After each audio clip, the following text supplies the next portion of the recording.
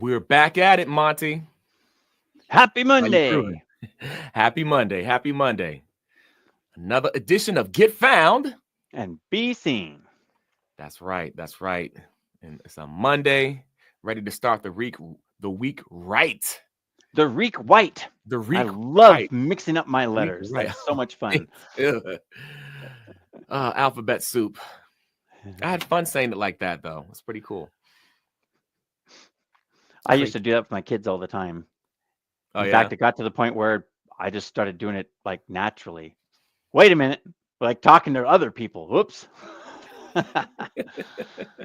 It's all good, though. It's all good.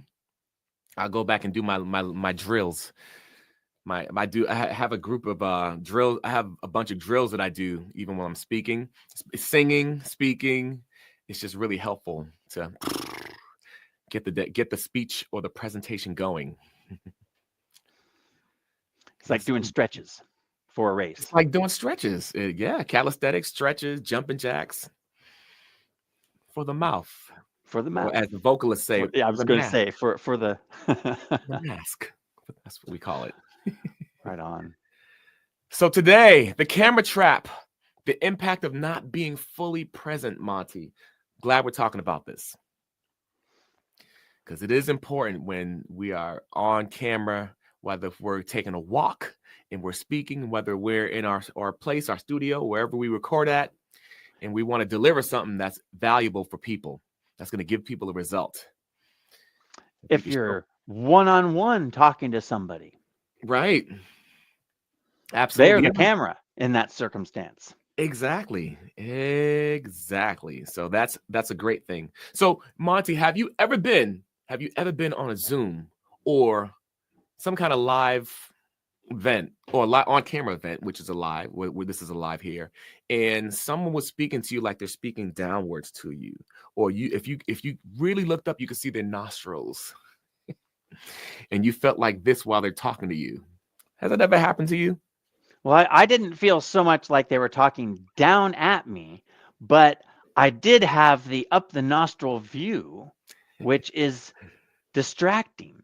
So what she was telling me was not sinking in as much as it would have because I was distracted by her nostril hairs. Right. That's I like that. And there's it's also in that same scenario is what else you were pointing at or hinting to is speaking into the camera. Mm-hmm. So not only it was I looking at this type of thing, but she's like just talking, and I was like, I'm right here, right? Hello, I'm a real person, right? Yeah, no, it's interesting because I'm the type of person when I have a conversation, I like to look. I'm searching for my words. So I'm looking around. It's like grabbing words from the sky, not just random words, but it's my process of thinking. So doing speaking on camera, I really trained my mind to learn how to look into the camera and to see how important it was. Because as I watched myself, I was like, oh, wait a minute. Sometimes it doesn't look like I'm not being confident, or it looks like I don't know what I'm saying. But if I look into the camera, you could feel it feels more endearing. And like one person said to me, like I mentioned before, he mentioned to me, when you speak to me, it seems like you're speaking to my soul when I look right into the camera. So I'm like, okay, let me work on that. So it's common though. Like I've even seen like big time gurus, I was gonna say big wig, but big time gurus, speak like that. They're not speaking into the camera. They're looking all around, whether if they're excited or whatever. But it does make an impact when you can engage like that.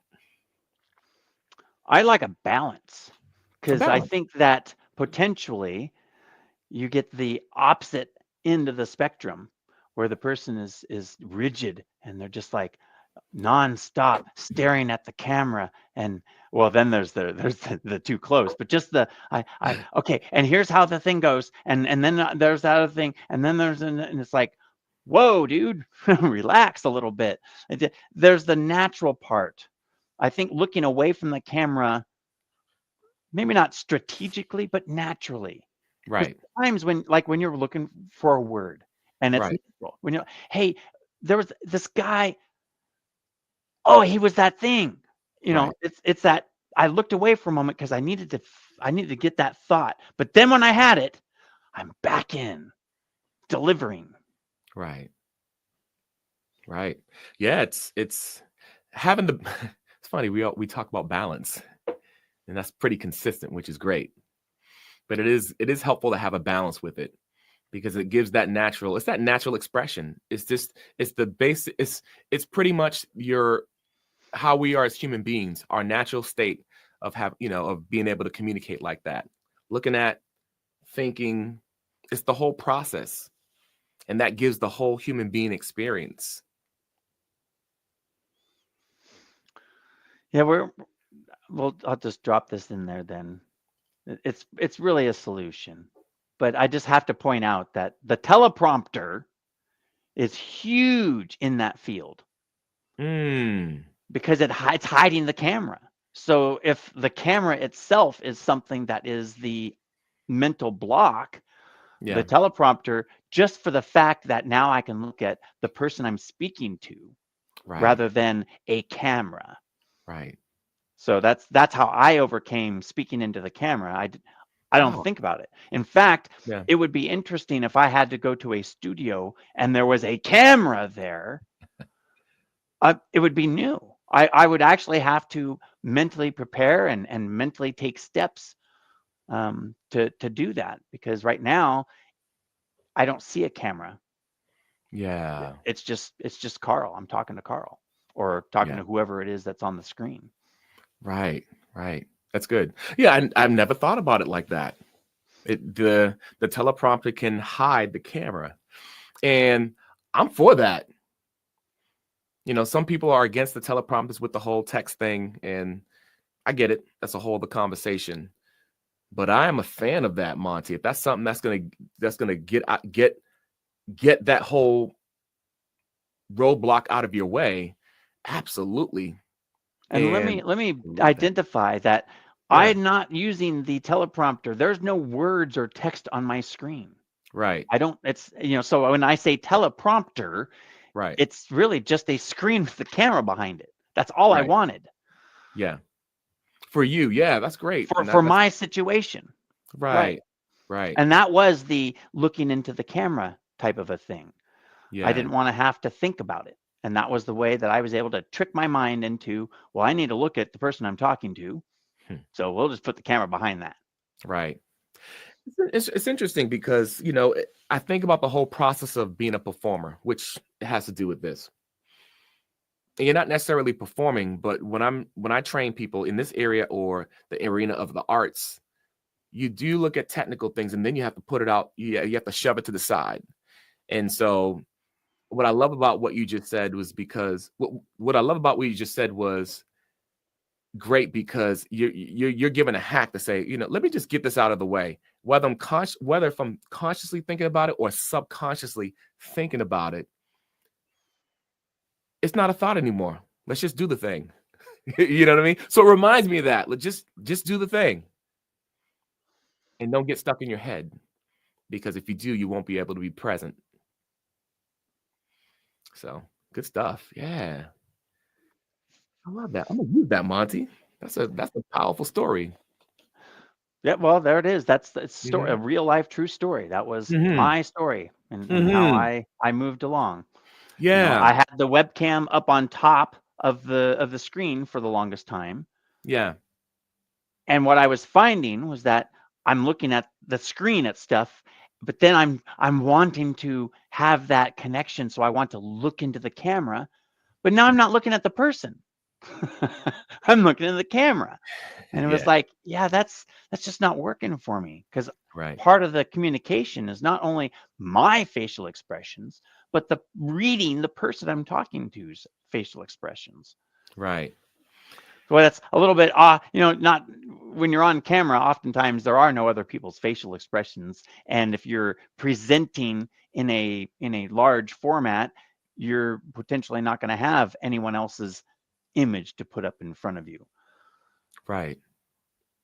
So that it's what I'm saying is my story isn't going to help everybody, but the Right. concept is there. Hey, let me identify this thing that's holding me up, and how can I eliminate that thing rather than trying to change myself into somebody different. Right. Yeah, you got to do what's going to work for you. And just to be, I'm curious, just for clarity too. And so with your teleprompter, you're not able to see the screen on it, are you? You have the screen above you. That's what you mentioned, right? Well, what I was just describing was before Yeah. the teleprompter, Yeah. I just had a monitor with the Yeah. camera on top of it. Yeah. Now I just have the screen on my Okay. teleprompter. I Okay. guess that's what you're asking. Yes, I just Yeah. have the screen, The just screen. one of my screens. So now instead of 2 monitors, I have 3, and the third one has a camera behind it, Ah, and they got call it a teleprompter. got it. And you can see me in that screen, right? Yeah, I can drag whatever I want in there, so I just put you That's up onto cool. that screen, so that Yeah. way while we're chatting, or whoever it is that I'm chatting with, Right. and then I have that option if I want to have words in front of me to remind me. I can Right. do a number of different things to help me remember Yeah. what I want to say or where I'm at, stay focused. But Right. just having the person I'm talking to, that's the most beneficial thing. But Yeah. then let's move into, well, you're just presenting, there's nobody on the screen. That would be another story. Then maybe in that situation I would put your picture on the screen, or the Mm. person that or a person. Yeah. Or here's another great one, kind of off topic a little bit, but maybe I'd put the picture of my grandson, because I'd be Right. smiling the whole time.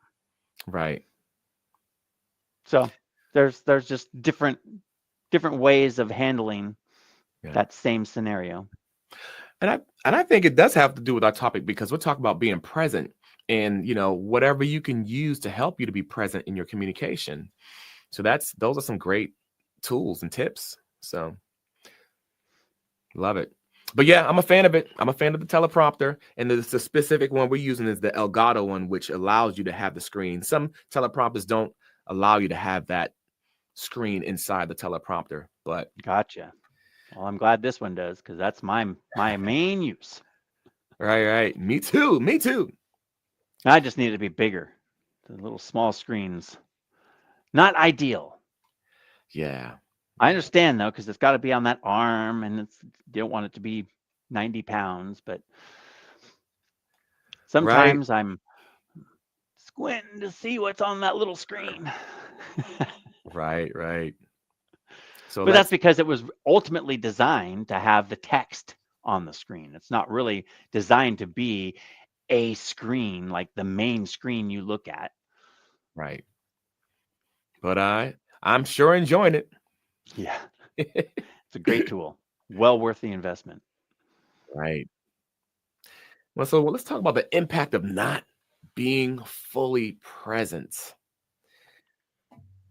I've had many experiences like that, and it's not a good feeling. You want to be able to get the value, or you want to be able to communicate what you want to communicate to your audience, and get specifically out what you need to get. I'm like tripping over words. I need to get more sleep. Well, um, that's happening when you get excited and passionate about when something. you get excited, you start tripping. Well, That's your cool. brain works faster than your mouth can talk. So That's true. That's true. So, you know, so it's not a good feeling though. It feels like, oh, you don't feel like you got what you needed to get out. And I know, a lot of people have the fear of getting into that situation. That's why they may not show up on camera. But, the consequences of disconnecting with your audience is not a fun experience. But, it's well, and it also could just be a self-awareness. Perhaps it's not a I'm feeling terrible about this thing, but it's a I just never put enough thought into it, which was Mm, my point of my story of saying, hey, I hadn't thought about it like that. But this lady that I'm talking to, I'm having these feelings. yeah, I'm not focused on the topic. I'm not really listening to what she's saying. So let me flip that around. I don't want the person I'm talking to have those feelings. I don't right. want the person I'm talking to be thinking about other things than what I'm talking about. I mean, because nobody wants to be ignored. Right. And essentially maybe they're not intentionally ignoring you, but if they're not paying attention to you, and especially if they're not paying attention to you because you're not focused, then there's this, whose fault is it? Right. And then it gets complex and deep. So I just stepping back to the, hey, how am I feeling when someone is doing this? I want to make sure I don't do those things. Right. I agree 100%. And you want that result. You want to give the people that result that you want to give them. I know for me, when I think about going on camera, I use the principles of coaching. I love to listen to people and hear what they're saying. And it's such an exchange where you build off of one another. And I look at that principle, even if I'm being on a Zoom call with someone, if we're on a sales call, I just think the principle of just having the exchange is powerful. But it's easy to take it for granted. Or like you mentioned, you could be distracted. You might have a lot going on. Or if you didn't get the sleep that you needed to get. Yep. Things happen. And then what can happen is you don't look as professional. Right. So there was my example. Here's this lady who was supposed to be or is a prestigious person in her field. Yeah. But I was not feeling that from her. I was feeling like she was, the regular old person that got out of their trailer and went down to Walmart. Yeah. In their pajamas. Right. Not saying that that's wrong, just saying that isn't at the level of professionalism that this business call was trying to achieve. Yeah. That's a good point. You want to And so there's also being aware too. How professional is this business call supposed to be? Yeah. And then you can gauge, hey, well, it's not as professional as I'd like it to be. Right.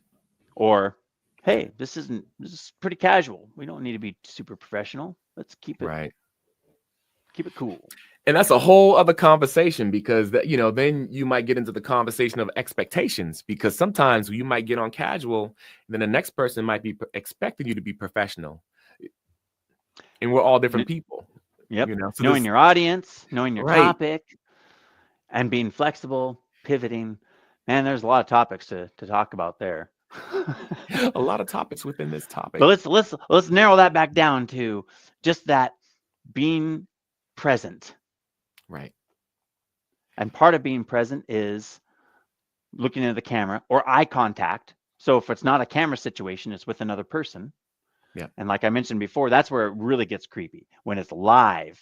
And I say again from experience, there was this one lady, and on one hand, that's comment that the person made to you was like, it's like you're speaking to my soul. That's cool.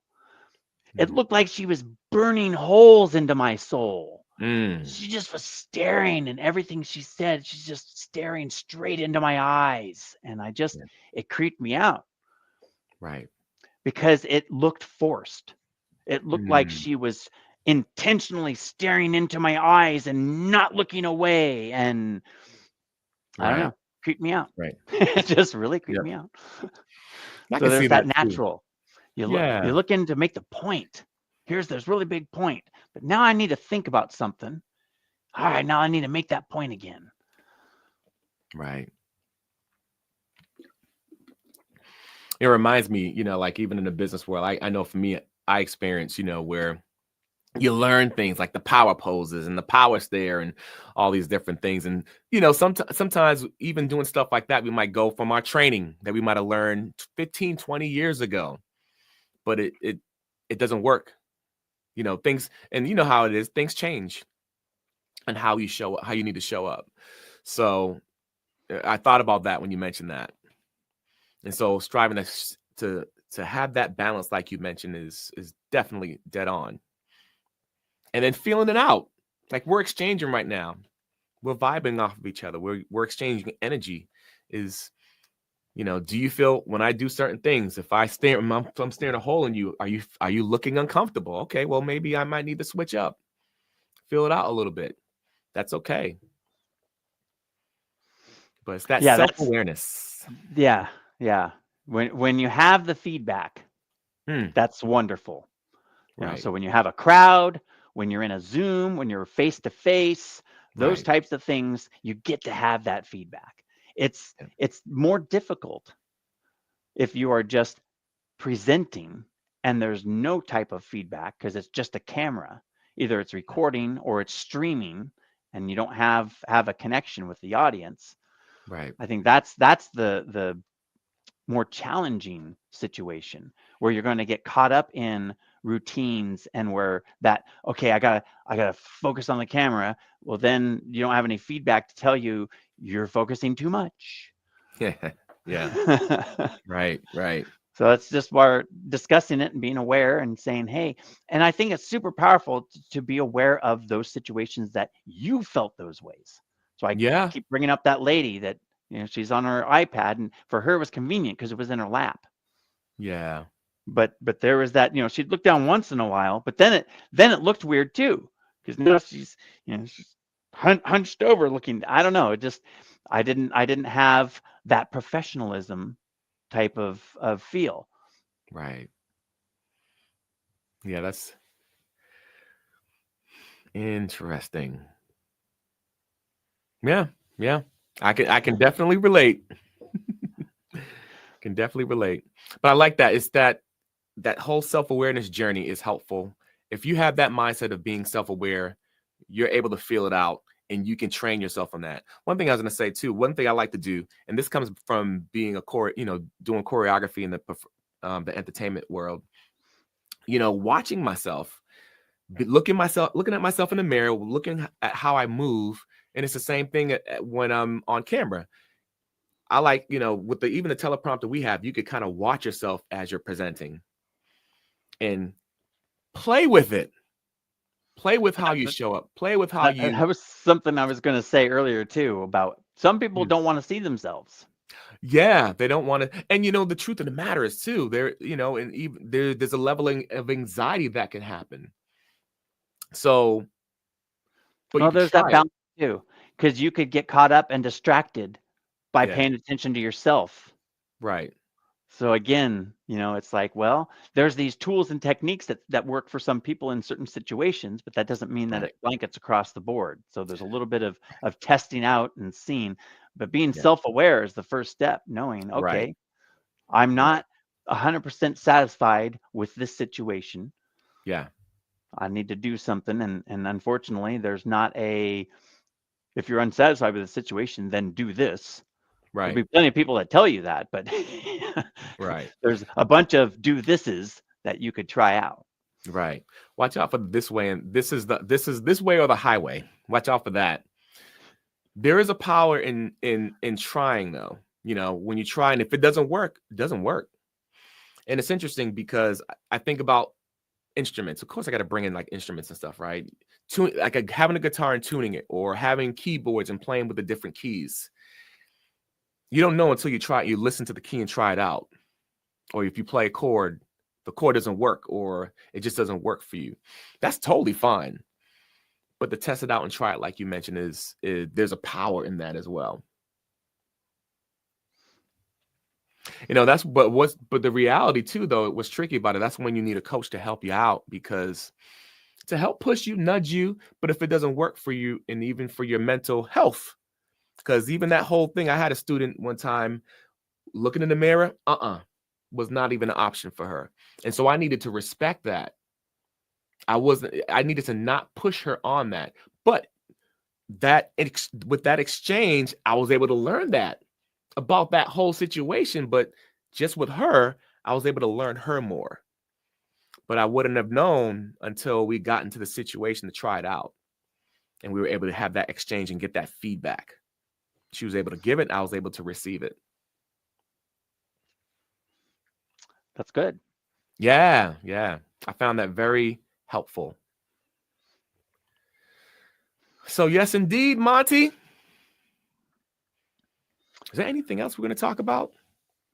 Well, I think that the last points that we had, preset was when you make that mistake Hmm. of not being fully present.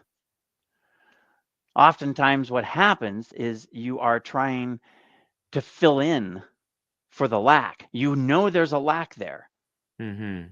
and that could be filled in with oversharing, Yeah. where you keep trying to explain things because of this, or which Right. means that.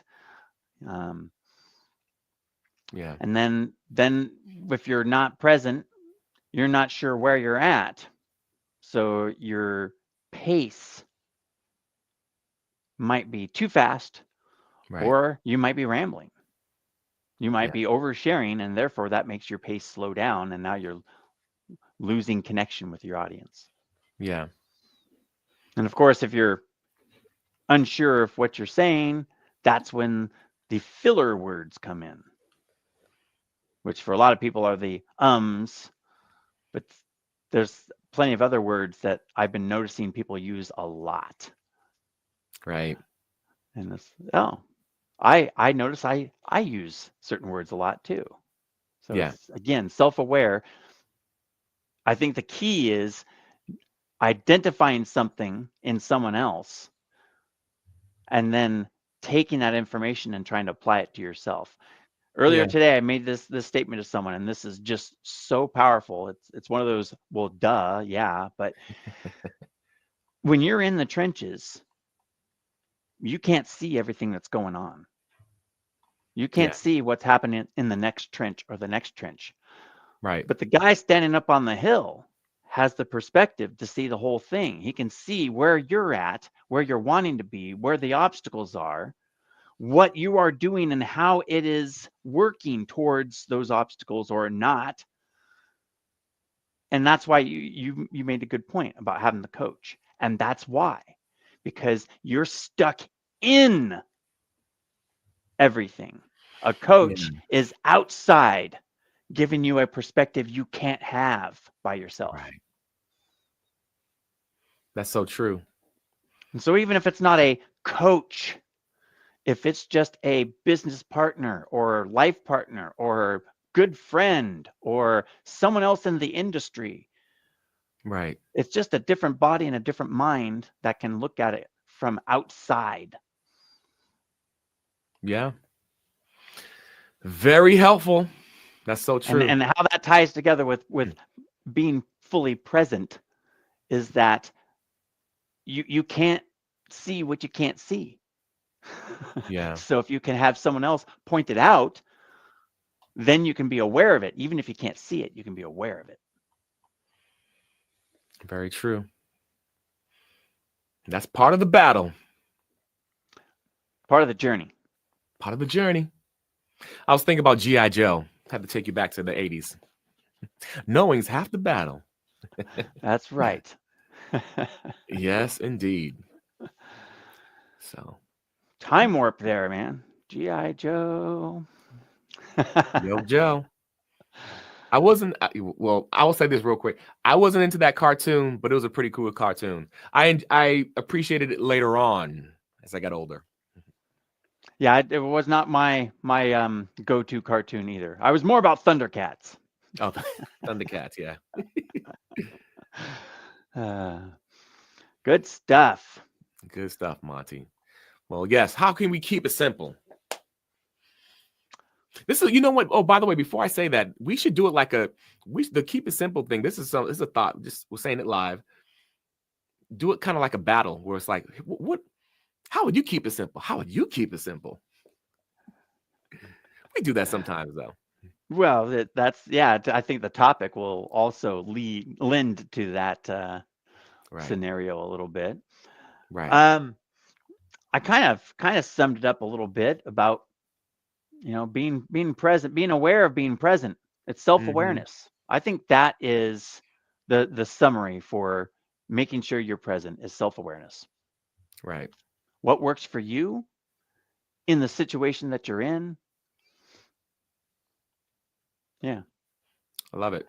Self-awareness. And I tack onto that take steps. Once you don't have to have it all figured out. But in that journey, take the steps, because you don't get the insight until you take the steps. You get some insight, and even discovering yourself and the self-awareness, that's part of it. You are taking steps. Don't get me wrong with that, but take the steps and take the action towards, once you figure something out or find information out, and once you discover something about you, go in that direction and explore. It's exploration. You're learning about yourself. This whole thing, when you're on camera and you're watching, whether you watch yourself or not, I do encourage to watch yourself and have fun with it, because it is a journey and you are exploring. And what you get from the other side of that is brilliance. You get to learn more about yourself, which is what Monty said, with self-awareness. That's right. And if there's another really good point to point out before we go. Mhm. If you don't have someone to give you that feedback, you're not live, you don't have an audience right there in front of you, it's a Right. recorded thing or a streamed thing, that is the strategic time to watch yourself, because that will be your feedback. Mhm. If you don't want to watch yourself, and you're going to make yourself watch yourself, that would be the time when you don't have anyone else to give you the feedback. Right. And barring that, if you really can't get past that, and you're like, I can't watch myself, I don't like myself, I don't want to watch myself, ask someone else to do it. Right. And by the way, there are people, big time athletes, successful entrepreneurs, successful speakers, successful preachers, they don't like watching themselves. So that's okay. It's just something to consider along your journey. And I love what you Usually, said. for me, it's not that I like to watch myself. I Mm. like the opportunity to improve myself. Yeah. So That's it. there's the distinctness that it's not that I enjoy watching myself. I actually don't. I could nitpick myself about how I speak and all Yeah. kinds of different little nuances, but it's me, it's natural, whatever. The point being, though, is that, is there anything that I've done that was distracting that I could omit? Is there anything that I ought to have done that would have given more impact? Those are the types of feedback things that I'm looking for when I'm watching myself again. It's just, where can I improve? Right. What did I do right that I can do more of? And is there anything that I'd like to avoid? Right. I do it in that order. That's important. That's good. Positive. What could I avoid? I love that. Oh, you just gave me an idea, Monty. You gave me a module idea. Awesome. I love it. Well, that's it. That was more than we thought. That's more than we thought. Love it. Sweet. Yes, indeed. So, Monty, if someone wants to discover finding their ideal client and understanding more about themselves along that journey, where can they go? They can visit montyarmstrong.com. Yes, and indeed. they'll find the ideal client map and all those types of things that it represents, which this week was Fabimro. Feature, benefit, meaning, result, outcome. Conversely, though, Carl, we were talking about being present in your presence. If someone is saying, I need that coach, I need that outside perspective to look at what I'm doing and help guide me into a better scenario, where could they go? Yes, indeed. If you want to get on that journey, check out carlalene.com and /books. Some of the recent podcast episodes we talked about were from my book, Speak Confidently on Camera. You can check out that book there, and you could also look me up, and we can have a conversation. That's where it starts. That's where it starts. It's a journey. Human connection. Human connection. That's right. So, hey, everyone. Hey, y'all. Have a great rest of your week, and we will see you soon. Thanks for joining us.